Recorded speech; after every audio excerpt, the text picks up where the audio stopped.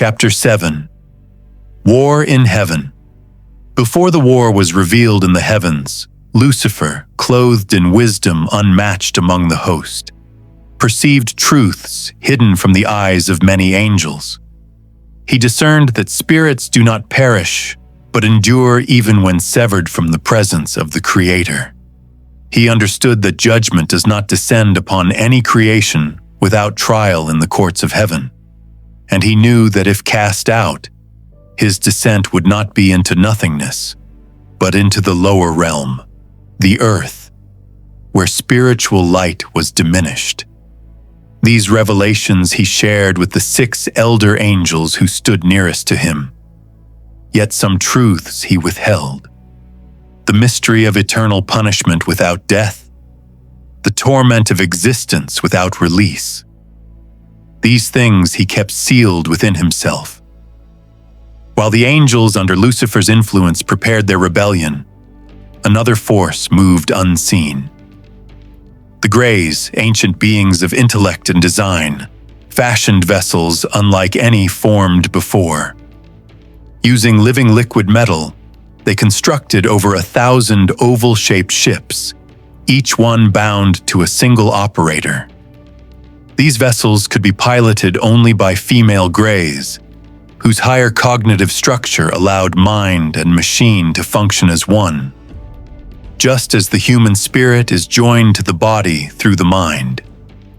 Each ship was built around a central gyroscope encircling the operator's chamber.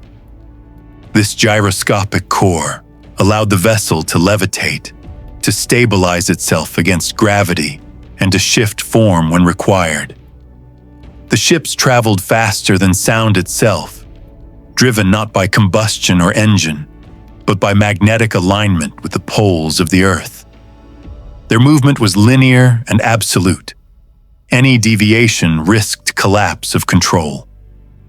The operator's task was not to propel, but to regulate, to release or restrain the immense magnetic pressure, to ascend, to hover, to balance. The gravitational force had to be centered. To move north at immeasurable speed, the pull of the south was released, allowing the Earth's magnetic force to draw the vessel forward. No human engine now or ever could rival such velocity. The gyroscope served as both heart and mind, providing energy, enabling transformation, and sustaining manual control. And even in the latter ages of mankind, remnants of this wisdom endure. Inertial navigation systems, gyro compasses, stabilization mechanisms, and guidance instruments, all echoes of a forgotten mastery. Yet among the Greys, one stood apart. She was with child. When the call to align with Lucifer reached her, she refused. Her faith remained with the Creator, and this faith was seen. The Creator marked her with grace and light. The child she carried bore within it a natural radiance, a living source of illumination that the Greys had once drawn from Lucifer himself. This child was destined to become the son of the sunless earth. Its presence caused the womb of its mother to glow, though she concealed this sign from her kind, uncertain of their response. Back in heaven, every angel who harbored doubt, however slight, was marked. And when the moment of division was complete, Michael received command from the Creator: cast him out. Lucifer and his 6 archangels gathered their hosts and stood against Michael. For angels are not flesh and blood. Their war is not waged with steel or fire, but against authority, dominion, and power within the spiritual realms. Wars whose consequences spill into the natural world. The weapons of the angels were formed of dense spiritual light, consuming spiritual essence with every strike. As battle was joined, Lucifer and his host were driven steadily downward, toward the firmament. With each clash, the cosmos trembled. Stars were torn from their stations and fell toward the earth like burning rain.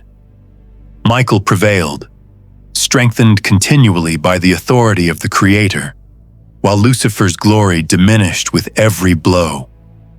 As the firmament fractured and the stars fell, Lucifer and his angels began to lose their spiritual form. Their glory condensed into matter. Their vast forms, over 25 feet in height, wings spanning the heavens, collapsed inward. With their remaining power, they united as one and became a great dragon, and fire fell. Firestorms swept the earth. The heavens burned. Entire regions of the cosmos were scarred, marks still visible where stars lack their former brilliance. Michael and his host could not pursue further, for spiritual beings cannot war against physical forms beyond the bounds of heaven. And so they watched as the great dragon ravaged the remnants of creation. The Greys fled. Some descended into the deep waters in their vessels, hiding beneath the surface. Others were consumed by flame and agony. The Creator then spoke to the pregnant Grey and commanded her to flee into the mountains. But the dragon sensed the light of the child and sought to devour it. Unable to reach her directly, the dragon drew in the atmosphere itself, transforming air into water, and unleashed a great flood to drown her. But the Creator intervened. The woman was lifted above the moon and suspended among the stars. Below her, the waters covered the earth. All life perished, save for the Greys concealed in the depths within their vessels. When the dragon's strength was spent, Lucifer and his host separated and fell individually, like lightning, into the waters, which opened beneath them and swallowed them into the depths of the earth. Then the Creator commanded Michael to descend into the deep and bind Azazel, one of the strongest among the fallen, within the lowest depths of the earth, the abyss, the bottomless pit. There he was imprisoned, for his presence above ground would bring destruction beyond measure. The remaining fallen angels gathered at the mouth of the pit, in a region known as the deep. The firmament lay broken. The stars were scattered. No land was visible, only endless water and silence. And the Spirit of God descended to behold the state of the earth, moving upon the waters. Thus began the words spoken by the old prophets. Now the earth was formless and empty.